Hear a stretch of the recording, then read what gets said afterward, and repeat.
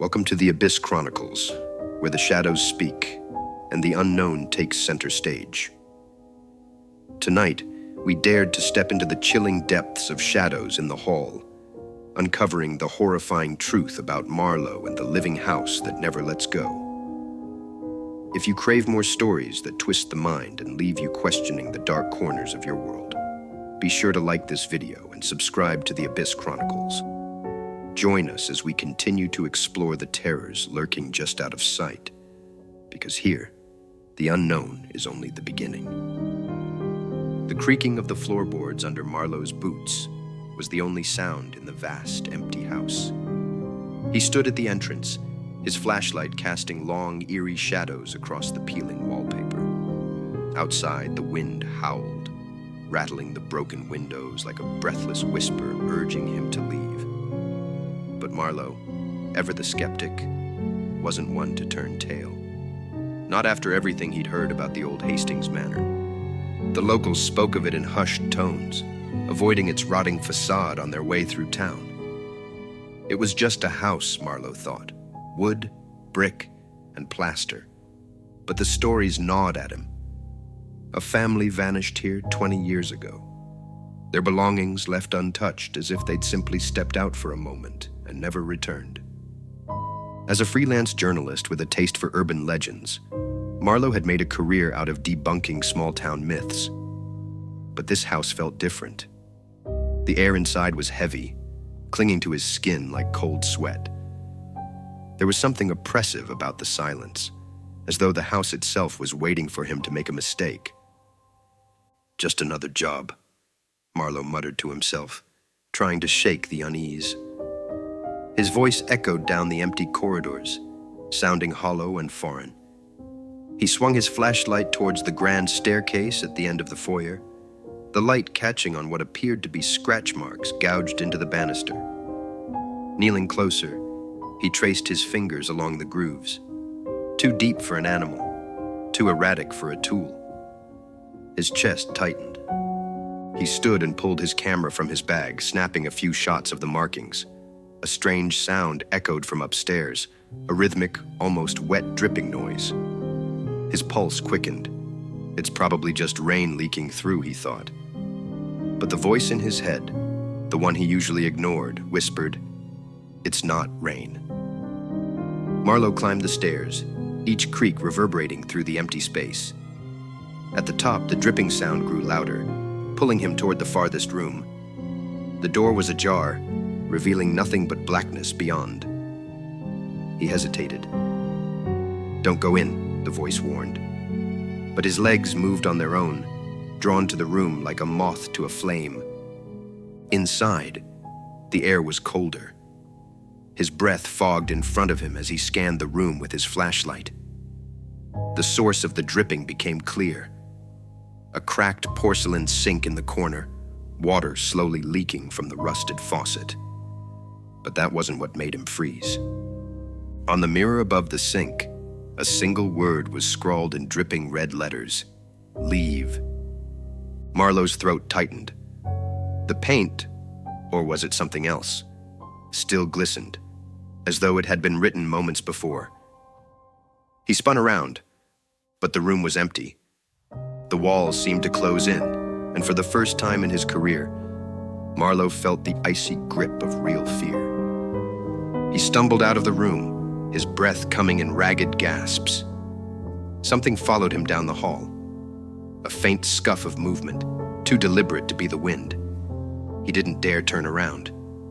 The exit was his only goal now. As he reached the top of the stairs, the flashlight flickered and died, plunging him into darkness. That was when he heard it. A low, guttural whisper that seemed to rise from the very walls. "You were warned." Marlow gripped the flashlight with trembling hands, smacking it against his palm in a desperate attempt to bring it back to life. The whisper had come from behind him, low and guttural, yet somehow indistinct. He turned toward the stairs, his pulse thundering in his ears as he descended in near blindness, feeling each creaking step with the toe of his boot. Behind him, the air seemed to shift. He couldn't see it, but he could feel it. pressure, the weight of something watching him. Then came the sound, a faint scratching noise that seemed to echo all around him, as if claws were raking against the walls. "Just a trick of the wind," he whispered. But the lie felt feeble in the face of his growing dread. Reaching the bottom of the stairs, Marlow fumbled for his phone. He needed light. Any light. The screen flared to life, its glow a small comfort in the oppressive dark.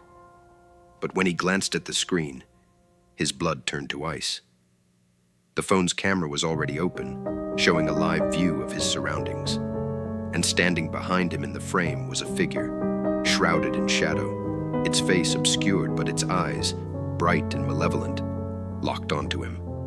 Marlow spun around, phone raised like a weapon, but the hall was empty. He took a step back, his heart hammering against his ribs. His instinct screamed at him to run, to leave the house and never look back. But the journalist in him urged caution. "You came here for the truth," he told himself. "Get it and get out." He edged toward the foyer, the faint glow of moonlight spilling through the broken windows. But as he reached the front door, it slammed shut with a deafening crash. The echo reverberated through the house, and Marlow recoiled, dropping his phone. The screen shattered on the floor, its light extinguished, leaving him in near total darkness. "Who's there?" he called, his voice shaking. "I'm just here to look around. I don't want any trouble." The response came in the form of footsteps, soft, deliberate, and getting closer. Marlow backed away, his hands searching for anything he could use as a weapon. His fingers brushed against something cold and metallic, a rusted candlestick. He gripped it tightly, his knuckles white. From the shadows, a voice emerged, soft and almost childlike. "You shouldn't have come." Marlow swung the flashlight wildly, desperate to see the source. For a moment, the beam caught movement, a blur of pale skin and long, gnarled fingers slipping out of sight. His breath hitched. "What do you want?" he demanded, his voice cracking. The answer came not in words, but in a sensation, the distinct feeling of icy fingers brushing the back of his neck. He spun around, swinging the candlestick, but hit only air. A cold, mocking laughter echoed around him, filling the space with its cruel resonance. As the laughter faded, something new began, a whispering chorus, faint and overlapping, as though dozens of voices were speaking at once. The words were unintelligible, but the malice was unmistakable.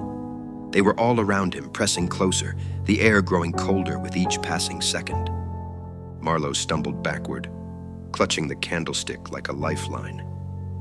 His flashlight flickered back to life, just as he tripped over something solid. He fell to the ground, the flashlight rolling away, its beam landing on the object he'd stumbled over. It was a shoe, and still inside it was a human foot, decayed and rotting, attached to a body that looked like it had been clawed apart. Marlow scrambled to his feet, bile rising in his throat. The whispers grew louder, now unmistakably angry. He grabbed the flashlight and bolted toward the nearest door, his only thought to escape the oppressive shadows. But when he threw it open, he stopped dead in his tracks. The door led not to the outside, but to another room. Inside was a circle of broken furniture, and in the center, a figure sat hunched over, its back to him. Its head twitched unnaturally, as though listening to the whispers. The figure slowly turned its head toward him, revealing hollow eyes and a grin stretched too wide for any human face. "Welcome home," it said, in a voice that was both his own and someone else's.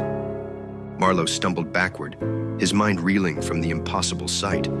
The figure's grin widened, splitting its face almost in half. It began to rise, its movements jerky, as though it wasn't used to its own body. The whispers crescendoed, filling the room with a chaotic symphony of malice. "No," Marlow muttered, shaking his head. "This isn't real." But it was real.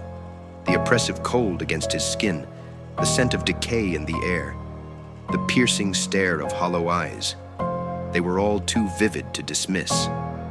He turned and ran, the flashlight bobbing wildly in his grip. The whispers seemed to follow him, crawling inside his ears, drilling into his thoughts. As he barreled through the halls, he realized they were changing.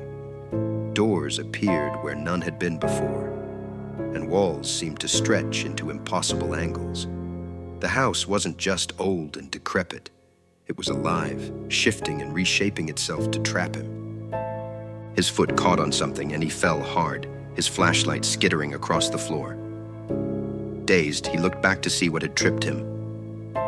It was a staircase leading downward, one that hadn't been there before. The air wafting up from the steps was icy and carried a faint metallic tang. "Don't go down there," he whispered to himself. But the whispers in his mind urged him forward. "Find the truth," they seemed to say. "It's waiting." Against his better judgment, Marlow descended. Each step felt heavier than the last, as though the house itself resisted his movement.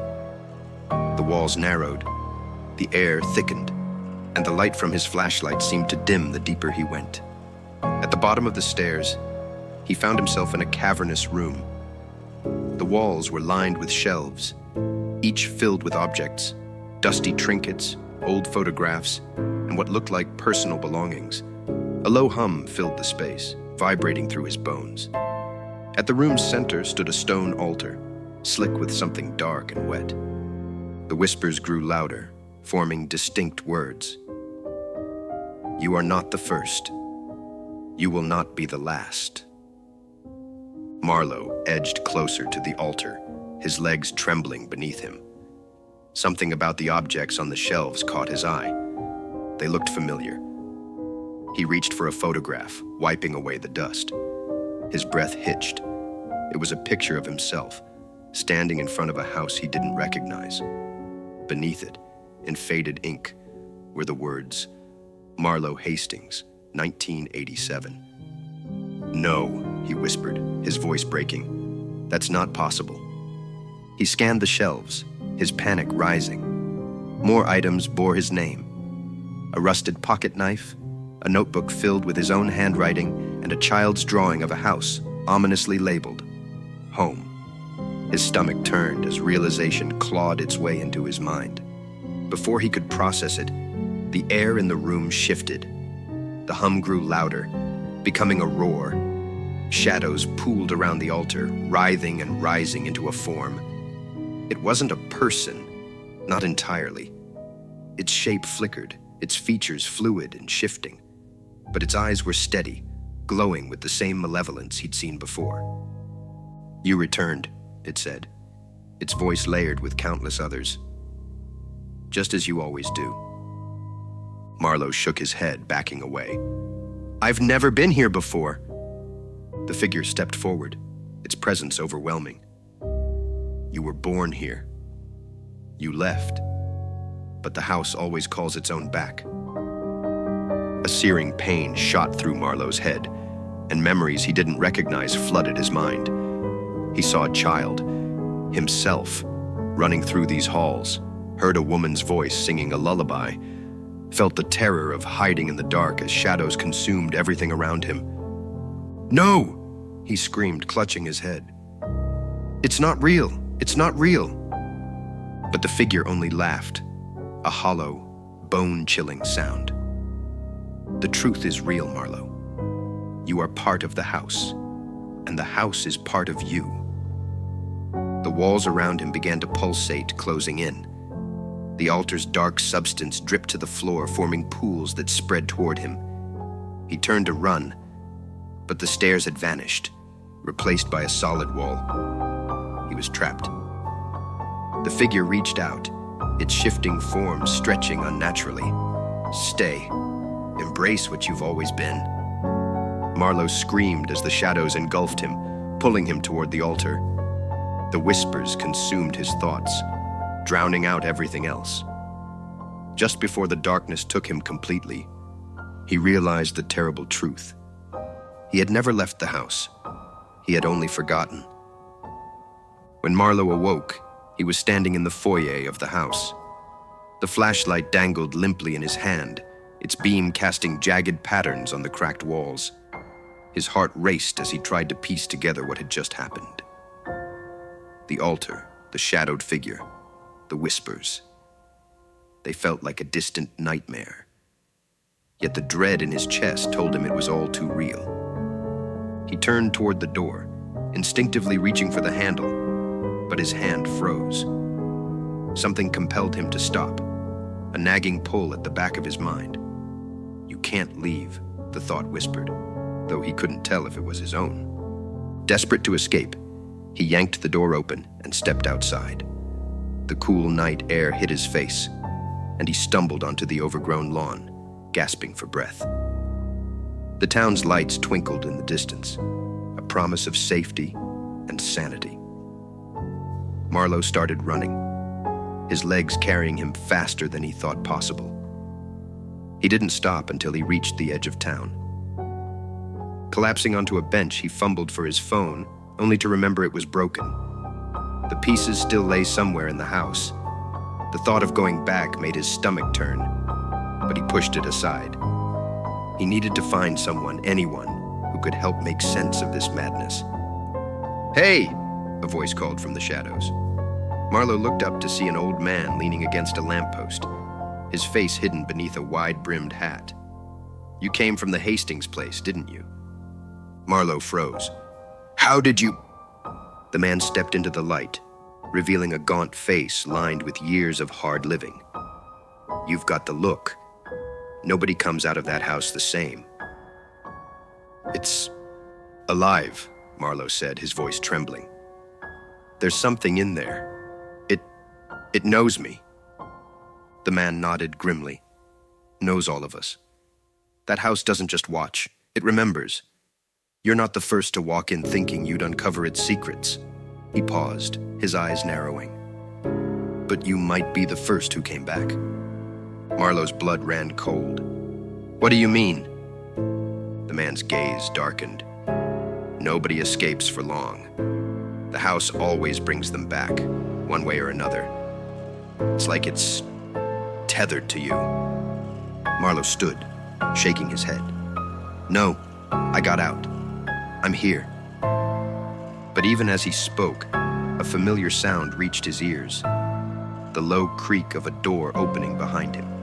He turned slowly, his stomach churning. There it was, the Hastings house, impossibly close, its silhouette stark against the moonlight. "I ran," Marlow whispered, his voice barely audible. "I ran as far as I could." "You'll keep running," the old man said, his voice heavy with pity. "But it won't matter. It never does." The house's windows seemed to gleam, as though inviting him back. Marlow felt a force tugging at his chest, pulling him toward the front door. He resisted, digging his heels into the dirt, but the pull grew stronger with every passing second. The whispers returned, faint but insistent. "Stop!" he screamed. "I'm not going back." The old man's voice echoed in his ears, distant and resigned. "You don't have a choice. None of us do." Marlow's vision blurred as he was dragged backward, his body moving against his will. The world around him twisted and folded, and before he could comprehend what was happening, he was back inside the house. The door slammed shut behind him, the sound echoing like a final verdict. He stood in the foyer, the flashlight still in his hand, its beam illuminating the familiar scratch marks on the banister. Everything was exactly as it had been the first time he'd entered. Except now, he remembered. A guttural voice filled the air, resonating from the walls. "Welcome home." Marlow didn't scream. He didn't cry. He simply stood there, the crushing weight of realization settling over him. This was the truth the house had wanted him to uncover. He had always been a part of it, and now he would remain so forever. The whispers rose around him, a chorus of countless voices blending into one. As they filled his ears, Marlow took a step toward the grand staircase, the flashlight flickering in his grasp. He no longer felt the urge to run, There was nowhere to go. The house had him, and it always would. Thank you for stepping into the shadows with us tonight on the Abyss Chronicles. As the whispers fade and the darkness deepens, remember, the stories don't end here. They're just waiting for you to uncover them. If you enjoyed this journey into fear, don't forget to like, subscribe, and hit the bell icon to ensure you never miss a descent into the unknown. Until next time, stay curious and beware of what watches from the dark.